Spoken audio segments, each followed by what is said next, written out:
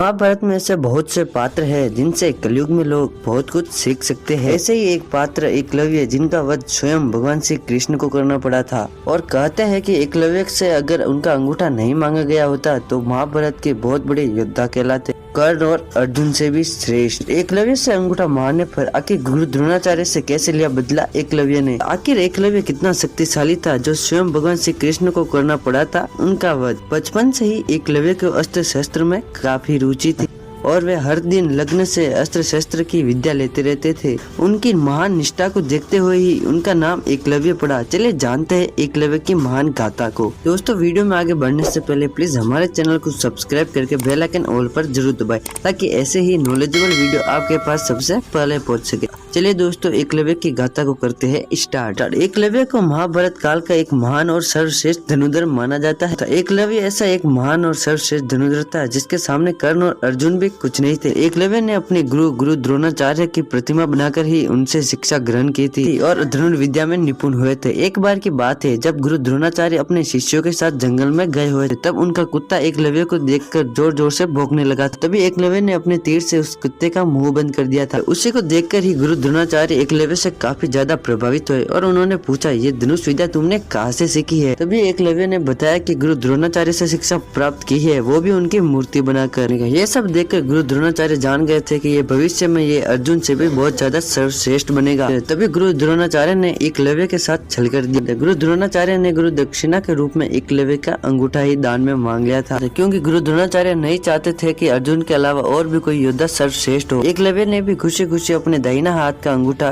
गुरु द्रोणाचार्य को गुरु दक्षिणा के रूप में दे दिया था। जब अंगूठा कटा था तब एकलव्य ने कोई बदले की भावना नहीं आई और अच्छे से व्यवहार किया गुरु और शिष्य के रूप में। एकलव्य ने अपने अंगूठे कटने के बाद भी 4 अंगुलों से ही तीर चलाना फिर से शुरू कर दिया था और लगातार अभ्यास करते रहे और एकलव्य धनुष विद्या में बहुत निपुण हो चुका था। एकलव्य गुरु द्रोणाचार्य को अंगूठा दान में देकर भी उनके प्रति कोई भी बदले की भावना नहीं रखता था और वह खुद को भाग्यशाली मानता था कि उन्होंने अपने गुरु की सेवा की है। ऐसी मान्यता है कि एकलव्य का अंगूठा कटने के बाद भी एकलव्य धनुष विद्या में कोई भी कमी नहीं आई थी। एकलव्य अपनी विस्तारवादी सोच के कारण जरासंध से जा मिला था और एकलव्य जरासंध की सेना में मिलकर मथुरा पर आक्रमण कर दिया था और एक समय के लिए मथुरा की यादव सेना को समाप्त कर दिया था। और ऐसा भी माना जाता है कि यादव सेना का लगभग सफाया होने के बाद जब यह सूचना भगवान श्री कृष्ण के पास पहुंचती है तो वे भी एकलव्य को देखने के लिए उत्सुक हो चुके थे। जब भगवान श्री कृष्ण ने एकलव्य को देखा बिना अंगूठे के ही तीर चलाते, तब उन्होंने सोचा कि ये पांडव सेना के लिए बहुत ही खतरनाक साबित हो सकते हैं। जब श्री कृष्ण और एकलव्य का युद्ध होता है तो उसमें एकलव्य वीर गति को प्राप्त हो जाता है। तब भगवान श्री कृष्ण ने इस बलिदान को देखकर उन्हें एक वरदान दिया था कि वह पुनः जन्म लेगा और अपना प्रतिशोध लेगा। और इधर पांडवों ने राजा द्रुपद को हराया और गुरु द्रोणाचार्य ने उसका आधा राज्य हड़प कर और आधा उस पर ही छोड़कर महान बन गए थे और राजा द्रुपद की कोई संतान नहीं। अंत में उन्होंने एक महायज्ञ करके एक पुत्र प्राप्त किया जो द्रोणाचार्य का अंत कर सके और ऐसा ही हुआ। यज्ञ से जो पुत्र प्राप्त हुआ वह दृष्टिद्युम्न कहलाया, जो असल में एकलव्य था, जो श्री कृष्ण के वरदान के अनुसार उसने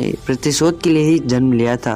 एकलव्य ने द्रुपद के बेटे दृष्टिद्युम्न के रूप में जन्म लिया। साथ ही उन्होंने गुरु द्रोणाचार्य से ही शिक्षा ली और महाभारत के युद्ध के दौरान अंगूठे के बदले गुरु द्रोणाचार्य का सिर ही काट लिया था और अपना बदला भी पूरा किया था। और इस तरह एकलव्य ने दृष्टिद्युम्न के रूप में अपना प्रतिशोध भी पूरा किया और गुरु द्रोणाचार्य से शिक्षा भी ग्रहण की थी। तो दोस्तों, आज के ज्ञान में बस इतना। तो दोस्तों, अगर ये वीडियो आपको पसंद आया हो तो इस वीडियो को एक लाइक करके हमारे चैनल को सब्सक्राइब जरूर करें। तो दोस्तों, मिलते हैं अगले वीडियो में, तब तक के लिए देखते रहिए विभिन्न ज्ञान की मिस्ट्री द ट्रेवल हिस्ट्री।